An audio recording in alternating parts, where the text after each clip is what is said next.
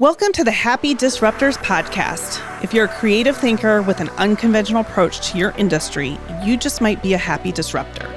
Join your friends at the Great Outdoors Foundation for honest conversations about tackling critical issues like conservation with an uncritical disposition. If you like to smile and get things done, this is the podcast for you.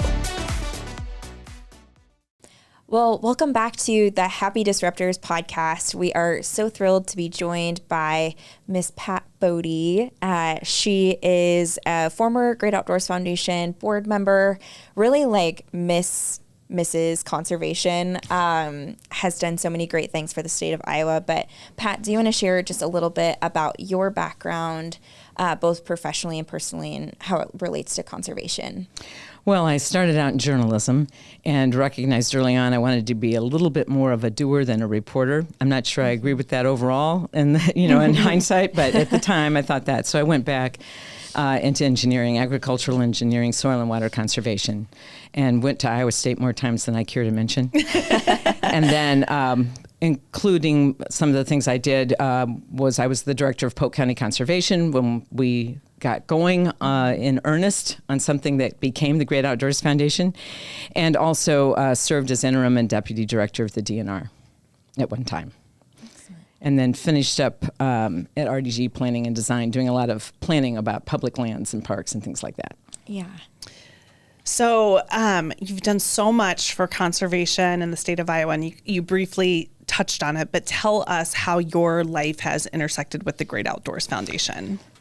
I'm not sure intersect is the right word. I would agree. If there was a Venn diagram, there's a pretty big just one circle. overlap. So when I was at Polk County Conservation, we recognized the need to have resources beyond what you can support with your average tax dollar, right? So we went and got this thing kind of really rolling, I think, and had some fun with it, had some fundraisers, and did a lot of work trying to make sure, some of the early work was really about making sure people had access to the outdoors, particularly young people. We took a lot of taxidermy into classrooms for natural resources education, and this allowed us to get funding for school buses and field trips and things like that. We also participated in expanding Chautauqua Bottoms Greenbelt, buying some land in key places and other parks, et cetera. So that kind of work was what we got started with the Great Outdoors Foundation. It was, I think, the Great Outdoors Fund, we called it at the time. And it was always, though, with the idea in mind that it could grow and become something that didn't just singly support Polk County Conservation, but a broader base of natural resources, outdoor recreation efforts. And you folks have helped make that happen. So thank you. Yeah, absolutely. Well, as you know, Pat, this is our 30th anniversary. Actually, yesterday, happy birthday, GOF, 30 years strong. What are some things that you remember about the early days of the Great Outdoors Foundation, and how have you seen that evolve over the last 3 decades? Well, step one would be buck naked, need dough, D-O-U-G-H. And I am feeling really bad that I do not remember the name of the designer who created our darling little naked buck. Wasn't it Sonia? It might have been. It might have been. Yep. But a good friend of Lou Majors, and Lou got that part going. Yeah. And we thought we were really witty with our title. And it did get us, I think, a lot of early attention. Yeah. So we were able to have these events with chefs from different restaurants coming, and they were a lot of fun. Yeah. Wild Prairie Showdown is also a lot of fun, today's iteration, so let me add that. But we did have a lot of good times with those early efforts. They were a lot of work, but we got to do some creative things. I do remember getting a hold of, and I didn't personally do it, somebody else did it, getting a hold of state fair winners. So we had pie winners, pie bakers. Yeah. So we had these auctions of these pies, and then the money was to go to buy a piece of the pie at Chautauqua Bottoms Greenbelt, for example. Cool. And we did a lot of outdoor recreation promotion through our fundraising. The silent auctions were often for trips and things like that, as well as kayaks and bicycles and et cetera. Yeah, absolutely. So we had a lot of fun with it, but it was pretty much focused strictly on Polk County Conservation.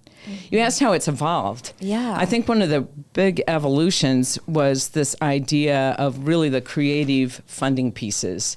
Kind of got started with Rich Leopold, Doug Romig, you, getting us kind of a more intimate partnership between Polk County Conservation and the Great Outdoors Foundation, different funding mechanisms so that we were kind of mutually supporting each other.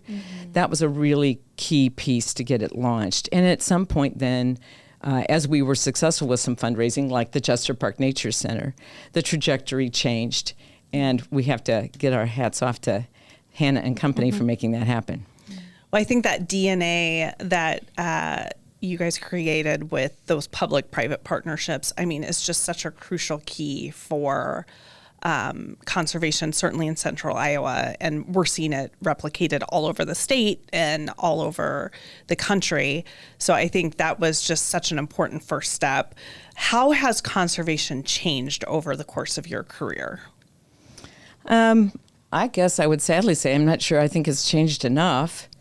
I think it's always been and continues to be an uphill effort. We're always climbing. We're never reaching anything resembling a mountaintop or a hill to help people understand the different causalities of some of our environmental issues and challenges and what they can even do about it. And so everything we do makes a difference, I think. I think every little piece adds in to the mix. But I feel as though fundamentally the ground plane, if you will, our foundation of our work has never been quite as right as it needs to be because we're just not making the progress we need to make. As we know right now, as we're talking, we have this irrigation ban because our Des Moines Waterworks can't keep up with the nitrates that are in the water. They're doing an amazing job, but we're using more water than they have nitrates that can get removed, and because of all the nitrate loading. And so this is something people aren't even necessarily understanding the why. They're only understanding what they've been limited to do. I think we've got to just keep working at the education and the understanding. I will say this, though, that the Great Outdoors Foundation, Iowa Natural Heritage Foundation, a number of organizations have, I think, I should honor this evolution of trying to be really creative, getting out there and doing some different funding mechanisms, different funding streams, getting the private sector more engaged and involved. This is all good work. This is all really good work. But I still think that there's just a level of scale that we've got to all just keep at it. Yeah. I'm technically retired, but as my husband says, you're doing what you used to, you're just not getting paid. And I think that's okay. I think that's okay. I don't think I deserve to get paid. I didn't get it done. So we got to keep going. Yeah. Go ahead. Well, I was just going to say, Pat, I'm so glad you brought up the topic of the emergency water usage plan with Central Iowa Waterworks.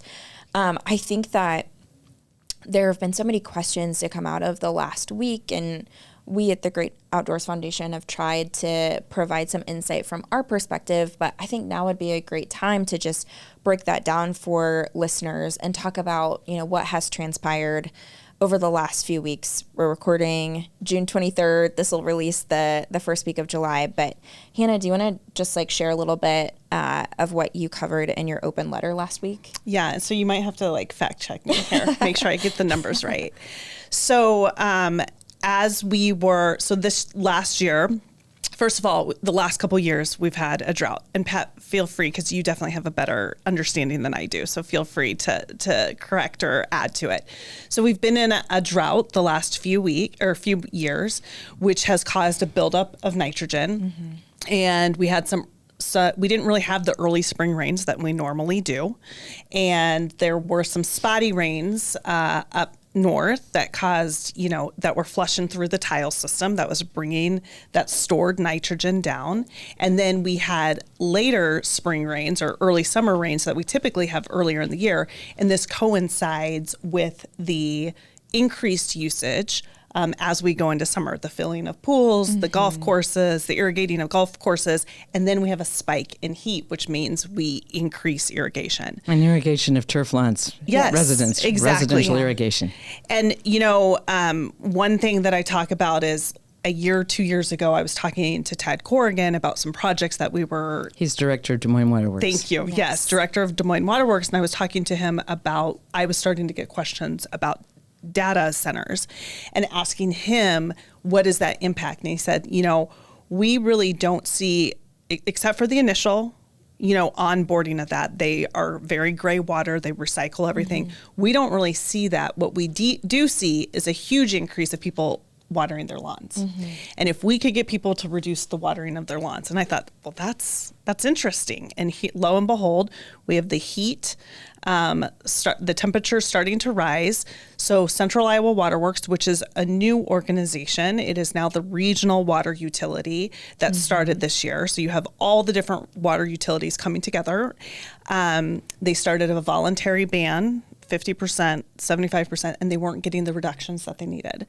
And so they go into this mandatory ban. The first day that they have the mandatory ban, they see a reduction in water usage by 25%.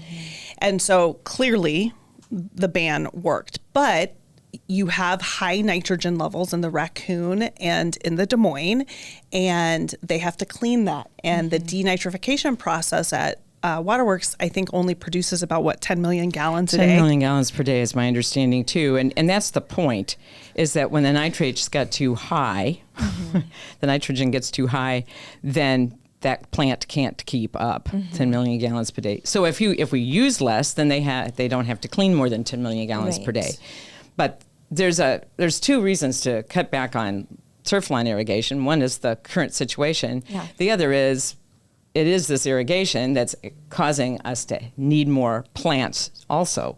But I don't want people to think that if they quit irrigating their lawns that we're going to get rid of our nitrate problem. Because the nitrate problem is really, you mentioned the water coming through the drain tiles. That's a piece of it. And it's carrying with it these nitrates. And when you plant corn, it uses up nitrogen only a small part of the year. And if you don't have a cover crop or anything else to use up the nitrogen otherwise, that nitrogen is going to, at some point, end up in our water, chances are. And so to say it's excess nitrogen is true, I guess, in one aspect. But if you're the person trying to grow the corn, it doesn't feel like excess nitrogen to you. You feel like you need it. But if there's nothing else to absorb the nitrogen that the corn doesn't get to in time, that's where it ends up in our water. So before we go any further, I do also want to just take a moment and say Central Iowa Waterworks continues to comply with EPA standards for nitrate in our drinking water. That's really, really critical. Their team is working so hard to ensure that they're managing this crisis in accordance with EPA standards. Absolutely. The second thing, Pat, I think you're hitting the nail right on the head is, there's nitrate in the water. It's coming from row crop, and legacy nitrogen that's in our soil. So it's really as much a soil problem as anything. But and it's not so much, farmers are business owners. They are having to look at their inputs and their outputs and make decisions based on what is going to be most financially viable, both in the short term and the long term. So, there are already technologies in place looking at how do we decrease those inputs on the front end so that we're using less nitrogen. But then exactly what you're talking about with these conservation mechanisms, whether it's cover crops or saturated buffers or wetlands, mitigating those impacts before they get to our source water. And I want to add, we have a policy problem. The Farm Bill is really incentivizing people to grow corn and soy, and our ethanol rules are incentivizing people to grow corn. And we probably cannot grow as much corn and soy, no matter what we do, and get the kind of water quality we're expecting. Now, not don't grow corn and soy, but I'm just saying we do it to excess because there are incentives in place to make that happen. And now they're starting to plow west of here in South Dakota and further west than that to plant corn and soy in landscapes that can't grow it like we can. It's a challenge. It's a huge challenge, and it has climate implications and water quality implications and soil erosion implications. So it's hard stuff. And it's all so interconnected, right? Right. You talked to, we were at Lee Tisdale's farm Yes. this last week. Yeah, Yes, Kernza. exactly. We need to explain what Kernza is. Yeah, go ahead. So it's a perennial grain. So in other words, you plant once, you don't plant again, and that's a great piece in terms of being able to sequester carbon into the ground, and also not requiring anywhere near the level of nitrogen. And what nitrogen is there is getting absorbed by this plant. And I've cooked it for my family. We all Yes. like it as well or better than oats. Hot FYI. Really? Hot Yes. Kernza. I Delicious. gotta find some. Yeah, That's yeah. fantastic. So for all of our trendsetters, Yeah, you the gotta get Iowa on Food that. Cooperative. You can get it through the Iowa Food Cooperative, or give Lee a call. Or give Lee a call. But I think that's an important piece too, right? Yes, we can grow other things. So we have incentives at the federal level for corn and soybean, right? And then, but it's not as easy as just going and planting Kernza. So what has to happen? One has to learn where to put it, how to put it, relearn how to farm a totally new crop. But then at the end, you have to find a market for that. Exactly. And market, it's not just like Lee's going and talking to well, maybe he is in this. We didn't get into it the other day. But for most farmers, it's not just going to talk to your local co-op, because the co-op has issues too. Or I'm sorry, your local grocery store. It's a systemic challenge. Right. It's a systemic challenge. And we have to find ways to do transitioning Right. so that people can start to make changes and differences. But farmers don't grow widgets.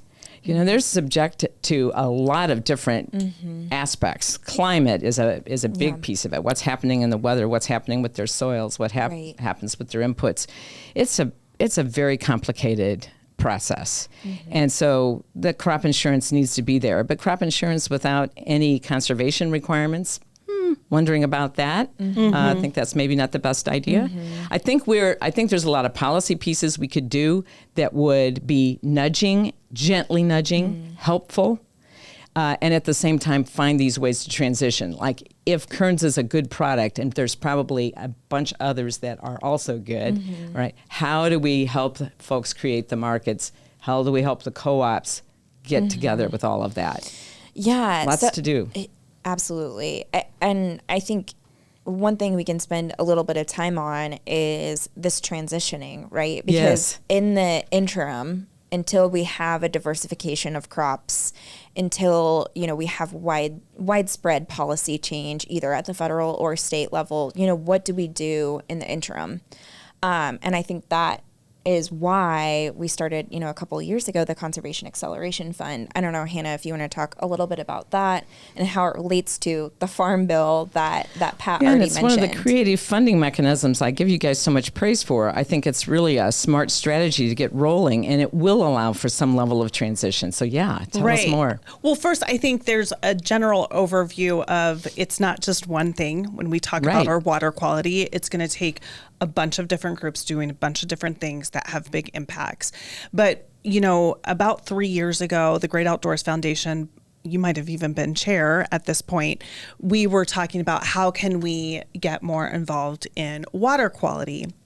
And as we were talking to some of our partners up and downstream, we started hearing some similar things. So instead of assuming that we knew everything, we hired a group out of Fort Dodge, Iowa that had close relationships, were trusted advisors to different elements of the ag industry.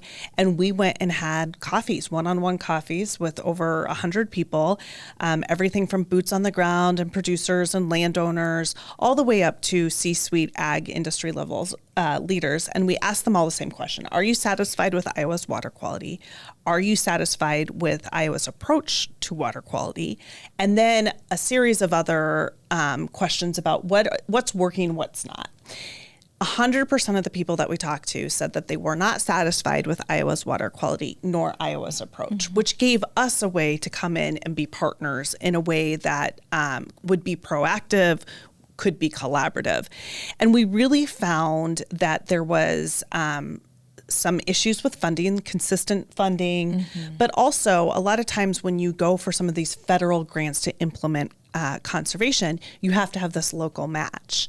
And it can be significant. And especially in rural Iowa, they were never able to necessarily get the local match that would make them competitive on a federal level. And then in addition, our state and federal partners like Iowa Department of Agriculture and Land Stewardship, they had restrictions on what they could or could not spend money on. And so oftentimes you would have funding for a large project and a high impact one, but maybe be missing $100,000 or, $1 million out of a $25 million project. And so that's where we launched the Conservation Acceleration Fund. And we started to get private investors to provide that gap financing. And it has been fantastic. We've been able to definitely accelerate the pace of some of these large impact projects. We've been able to target them into specific areas that would have a bigger impact on the water quality downstream. But now what we're really focused in on, besides just those projects, is how can we start doing administrative rule changes and things that change conservation, the delivery mechanism. I really love that thought. And also, how do we make conservation part of not only a farmer's bottom line, but our ag retailers' bottom line? And that's really what the next phase. That's another strong thought, because it is part of the challenge, is the folks are listening to are not motivated necessarily to care about conservation. Or it's just, don't think about it. It's not on their radar. Right. I mean, you think of any farmer, most of the time they're working another job. They probably are raising families, and they maybe one year maybe have some excess funds. They want to improve the quality of their land. And so they're like, we'll put a wetland or saturated buffer in.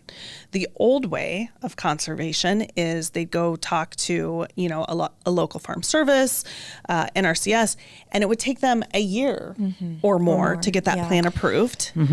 And then it would take another couple years to actually get the plan, to get the practice installed. They needed an easy button. They needed an easy button. And that's where Bash and Build came in. Yes, absolutely.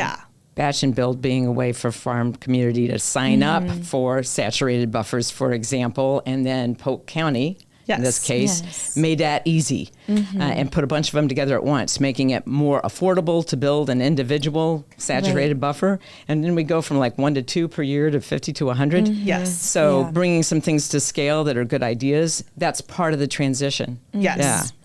And that acceleration fund's really helping there. The other thing, though, is I do think we have to have a more realistic view about the role that ethanol is playing.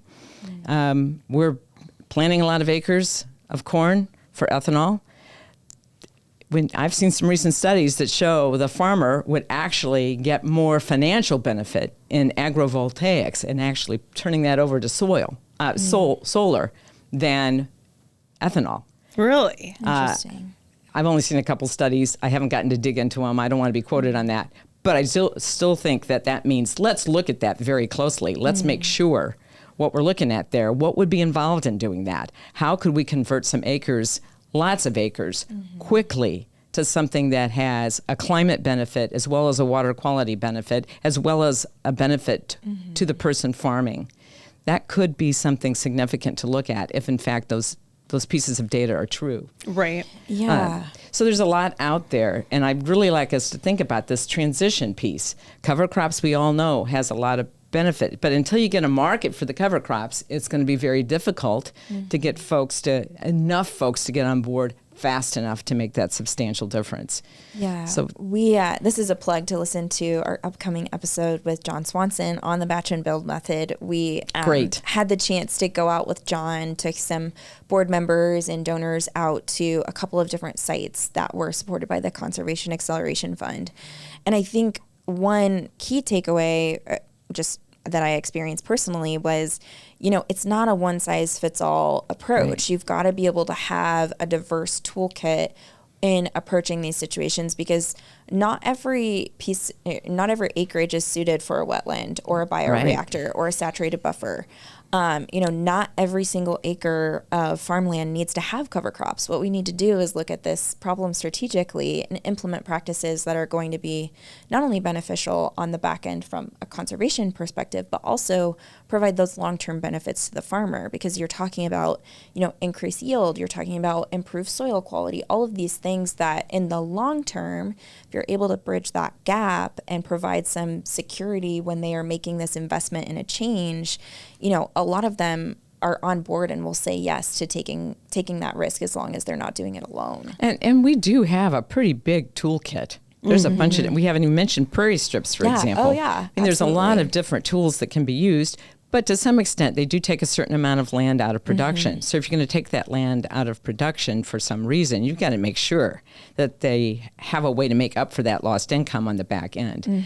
And again, an easy button in order to do the activity. Yeah. Well, definitely, there's a level of bureaucracy that's been attached to all of this, and I've seen it up close and personal, been there firsthand. And I know that the DNR at the time I was there was doing more of those analyses of the processes than any other entity, perhaps on the planet, but certainly in the state of Iowa, to try and streamline efforts. It's harder than people know. When you're trying to put together in place policy pieces and rules and guidelines that will allow people to use things, but at the same time not allow them to abuse them, that's harder than people recognize. Right. And I'm not trying to give anybody excuses, but it's harder than you know. Yeah. Well, and I think that's where you start to look at, okay, and we've talked about this before, we alluded it in this podcast, right? The most of our modern day conservation delivery mechanisms were in the 1930s Farm Bill. Yeah. And ag has changed substantially as an industry.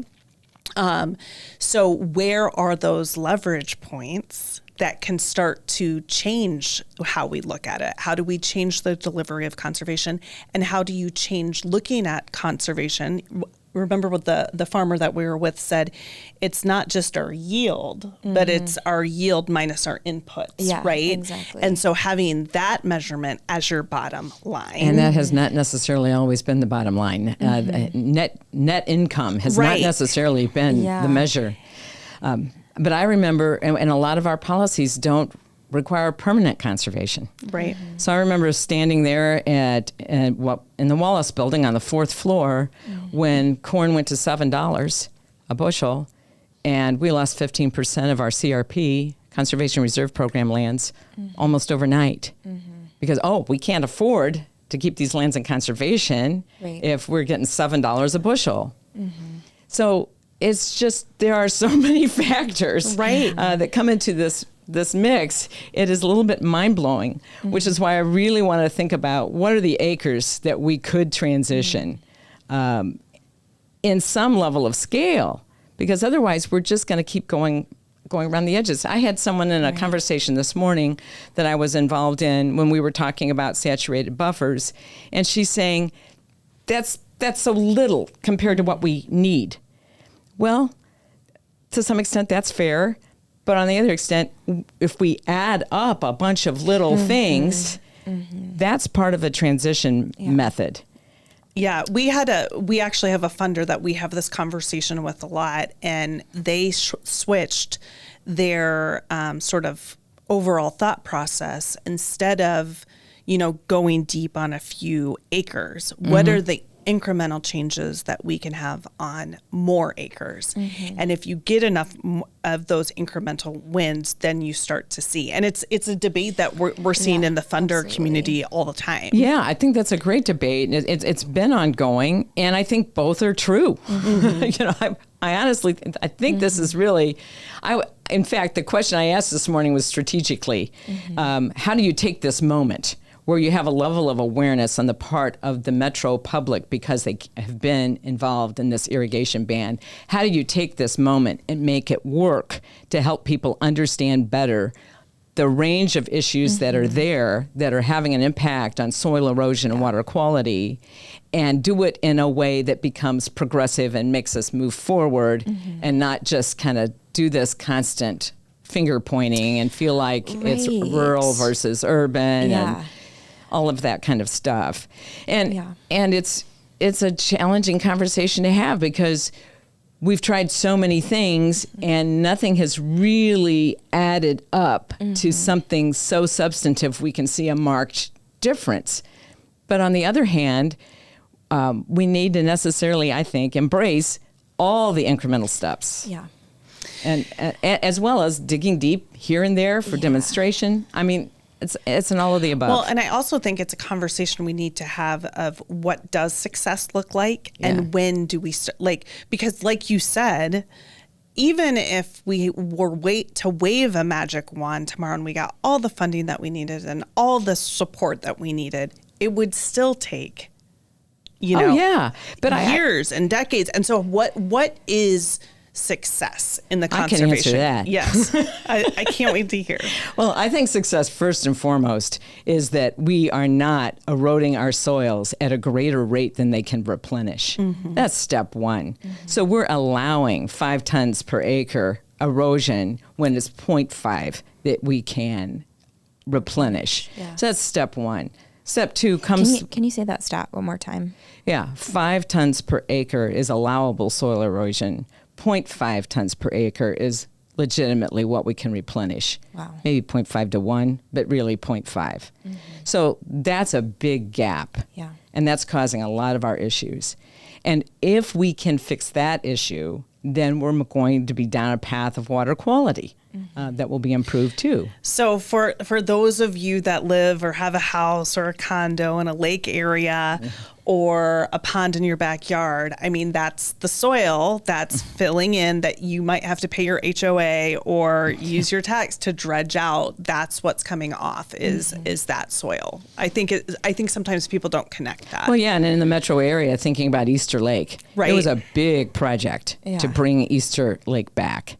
You want to explain that a little bit, because some people may not. When Easter Lake, before it was dredged most recently, which was part of the first Polk County bond, was funded through the first, you could go under the bridge and touch the top. Yeah, in the early days, they had that bridge. Right. And in the early days, they would have to take a boat, put a step ladder in, on top of the step ladder, something else maybe, to get to the point where they could paint the ceiling of this covered bridge that they had moved there. By the time I was there, I think people were pretty much just standing there. And I'm not sure that it didn't get to the point where people could take a seat and do the painting. I don't know. Yeah.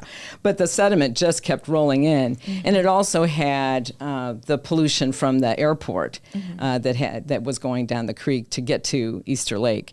So there were a bunch of different factors. And sometimes those are the same factor. What attaches to the soil particles is sometimes those pollutants. So at any rate, yes, we had to get the soil, the sediment, the dirt out of the lake, and really do a lot of work to get that water quality improved.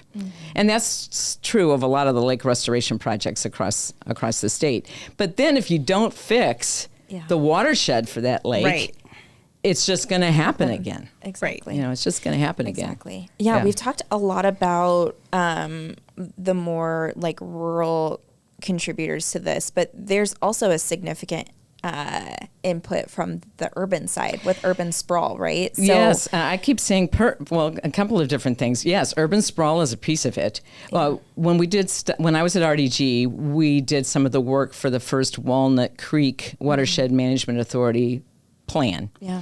And when you looked at the development that had occurred in Walnut Creek, so for people who are not fully aware, Walnut Creek kind of runs into the western side of the metro area, eventually dumps into the Raccoon before it gets to Waterworks. But that development was mind-blowing. Yeah.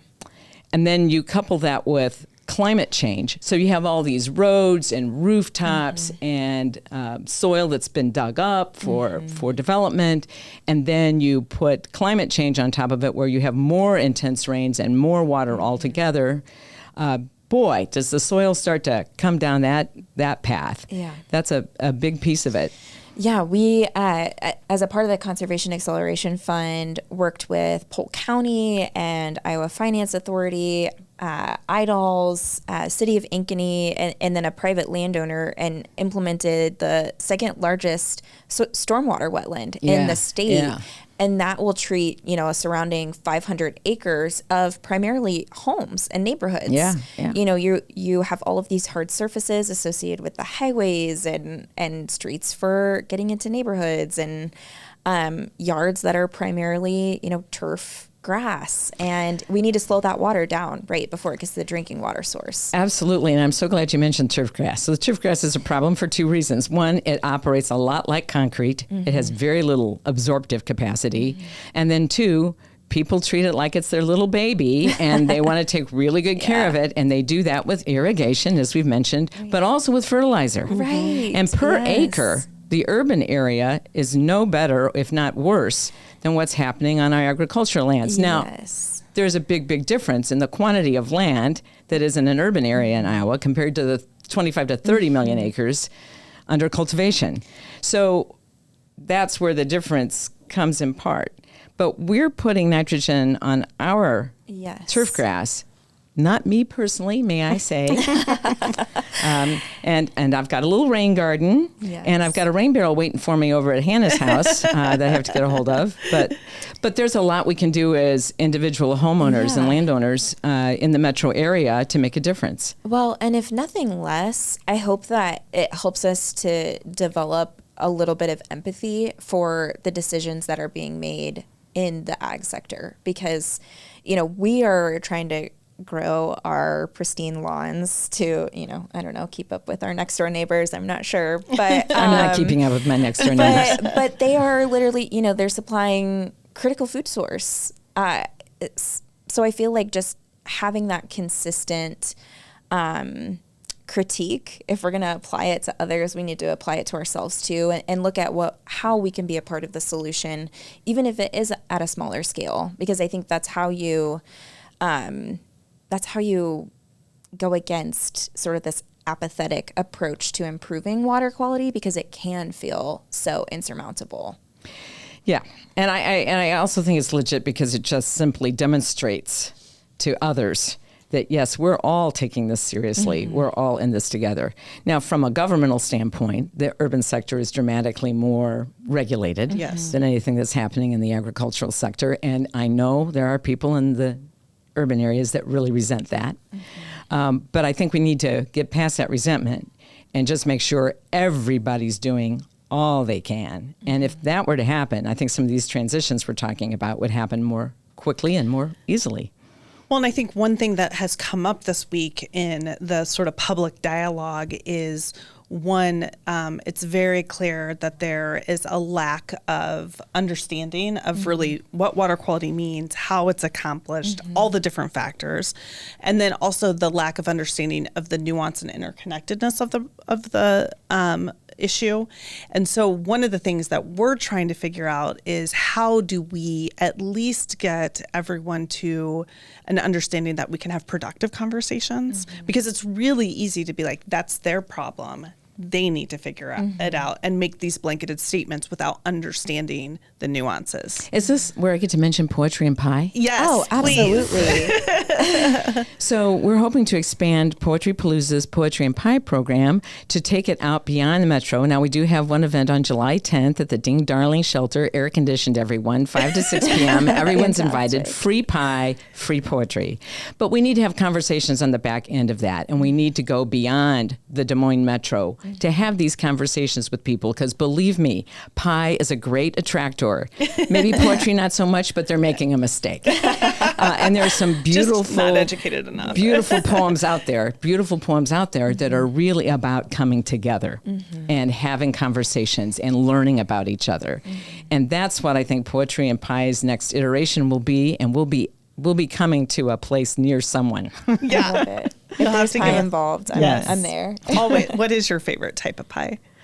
Oh, my gosh. I guess I'd have to say I used to make a sour cherry. And it was really good. Yeah. Delicious. You take sour cherries and you really don't add much. Oh, It's that just a sounds lot of delicious. cherry. Sounds amazing. That's like I grew up eating gooseberry pie, which is kind of tart and same taste profile. Speaking of pies, have a piece of the pie. Yes, all right. Absolutely. You can see I'm obsessed. Well, as we wrap up, Hannah, Pat, what are some of your final thoughts? If there's one thing you want a listener to walk away with from our conversation today, what would that be? Do you want me to go first? Yes. That you're a part of this. You are a big piece of the puzzle, whether you realize it or not. Your water use, what you learn about your water, what you learn about your soil, how you take care of whatever property or lack of property you have, wherever you are, whatever, you all drink water, you all eat food, you have a role to play, and it's important to really make an effort to do some education of yourself and to understand what's happening in both a big picture way and in a more immediate way as well. So I guess if I were to give a takeaway, you have a responsibility to yourself, to your family, to your fellow Iowans to understand about conservation, and don't look at it as some kind of isolated, esoteric issue. It's something we can understand, even though it's complicated. We need to, and we need to work on it together. Yeah, I don't think I could say it better. I think that look past the sound bites and the headlines and educate yourself. And don't spread misinformation. Don't spread misinformation. Oh my gosh, the amount of misinformation that's happened the last couple of weeks. I feel so bad about all of that. You know, it's just go to good sources. Central Iowa Water Works, Des Moines Water Works. These are some good sources for the current situation that we're talking about. And then a lot of these organizations, Great Outdoors Foundation, Icon Water Trails, Iowa Natural Heritage Foundation. The list goes on. I'll miss people, so I better stop listing. But there's some great sources out there, and I think you can find them. There are people who bother to make sure there's science behind what they're doing, that there's facts behind what they're doing, and it makes sense. Yeah, definitely. Absolutely. Well, we are going to end our episode for today with a segment that we like to call Let's Whiteboard It. I forgot to mention today's episode is actually part of a 3-part series, Great Outdoors Foundation, Past, Present, and Future. So, Pat, thank you again for joining us for that. But for Let's Whiteboard It, in honor of the Great Outdoors Foundation's birthday, I would like to know from the two of you what gift you think the organization is giving to the community. Oh, geez, Kaitie. Or what gift would you like the organization to give to the community? In a whiteboard? You can write it or draw it. So Pat's like an artist. Pat is an artist. She's a harpist. This pen is not very dark. Well, here, Do you want to switch? You want to trade? I've got a dark blue one over I don't here. know. Considering how this picture's looking, I don't think we want to trade. I think I want to just keep it light. Well, while Hannah and Pat are wrapping up their answers, just as a quick reminder, you can listen to the Happy Disruptors podcast on Spotify and Apple Podcasts. Follow along with the Great Outdoors Foundation on Facebook, Instagram, LinkedIn, and X. And we'll be dropping new episodes every Thursday. So give us a listen, share, and send this conversation to someone you think could benefit from learning about the conversation around water quality. I just realized my fish is out of the water. I should have put the fish underneath the wave. It's jumping. Yeah, this is really bad. But my point is the Great Outdoors Foundation is about the great outdoors. Oh, I like that. So that's what I was trying to do. But thank heavens the pen is pale. There you go. Okay, so this is a birthday cake. And I would hope that collaboration is sort of the foundation of who we are. And I hope that collaboration that we've done will build a long-term community of collaborators that helps to solve problems in the future, whether it's public or private, rural, urban. Innovation, I feel like we try to do things differently, to do things outside of the box. And then that all results in results. And so that's our birthday cake. Love it. I did something similar, Hannah, so I changed my answer real quick. I think land, water, and nature, because those are, that's what, they are great equalizers. We all can benefit from them. You didn't really show your and drawing. my beautiful present. Thanks for grabbing a picture. That will live on in infamy. Well, thank you again for joining us, Pat. And I added a Venn diagram. And for your me, put it over to the camera. Me, you, soil and water in the middle. I love it.